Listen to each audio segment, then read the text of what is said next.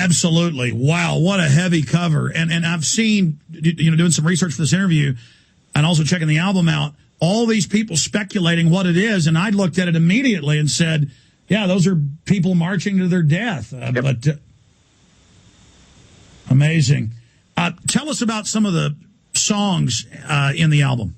Okay, the album starts off with a classic guitar duel, and I think a lot of your listeners will really dig the lyrics on this record, but there's also a lot of great guitar work. Guitar players have become very sissified because heavy metal in America, it peaked in the 90s when all the hair bands came out, and it lost its integrity to a lot of people, and it went underground, and now it's making a resurgence.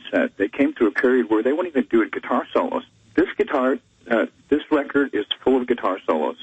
And we start off with an instrumental that's just, lobbing guitar solos back and forth to each other, or volleying them back and forth with me and another guitar player. And the next song is called This Day We Fight, which is influenced by the war speech that Aragorn gave in, or whatever his name was, in Lord of the Rings.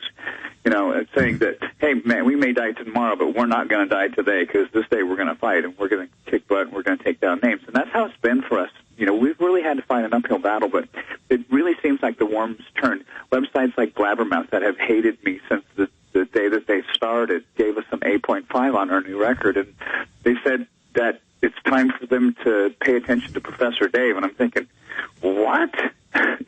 This is a website that whenever I would say anything, they would post a story about it and slam me. So it's amazing the way that everything is turned around right now for us, for me, for just sticking to my guns too, because there was a period where a lot of heavy metal bands reinvented themselves. So then we go into different songs, like 1320 is a song about drag racing, and the National Hot Rod Association loves the song. We've got a song called 44 Minutes, which is about the North Hollywood bank robbery that happened back in the 90s.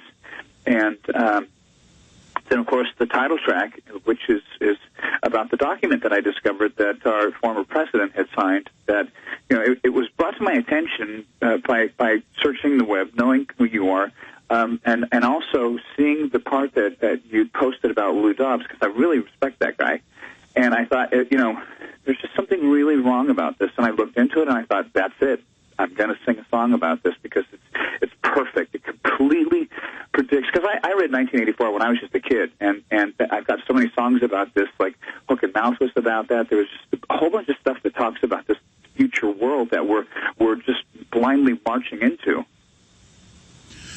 Well, we certainly are blindly marching in. We have video and photos of neighborhoods with no one even protesting, with the Pittsburgh police and Pennsylvania saying for the G20, no one's allowed to congregate, no one's allowed to be on the street. They say, flee, flee, and then they turn on the sound cannons. They hit my employees with it. We've got video of them walking up to women and billy clubbing them in the head. Oh, video, pardon me? Oh, I said, oh, my God. Oh, no, it's incredible. We've got video, in fact, we'll play some of it in the background for people watching at prisonplanet.tv, not just on the radio, of the military pulling up and grabbing peaceful protesters, snatching and cramming them into unmarked police cars. The military. I mean, wow. So they're not only announcing the world government and the world tax, and Obama is now a dual president in the UN and the U.S. As the chairman of the Security Council, but now the military's, I mean, it's like they want us to know that they're in control. Yeah, I think so, huh? Wow. That's so sad. I guess you take a mortal man, you put him in control, watch him become a god. That's right. And these things, that I've been talking about them forever. And as long as I can write music, I've been talking about stuff like this. It didn't really get to a point where people would, really take anything that I said seriously. I mean, imagine what it's like for these poor guys that sing songs about dragons. Well, exactly. But I mean, again, I've gone over the years and read your lyrics again, and it just rung true when I was 20 years ago. I mean, I've been listening to Megadeth since it started when I was about 12, and when you started it, and I was like, I don't know. It was always probably my favorite, if not my favorite, heavy metal bands, like the speed metal and everything, the mix and the different. And I like the fact that you're not fake. You've never changed.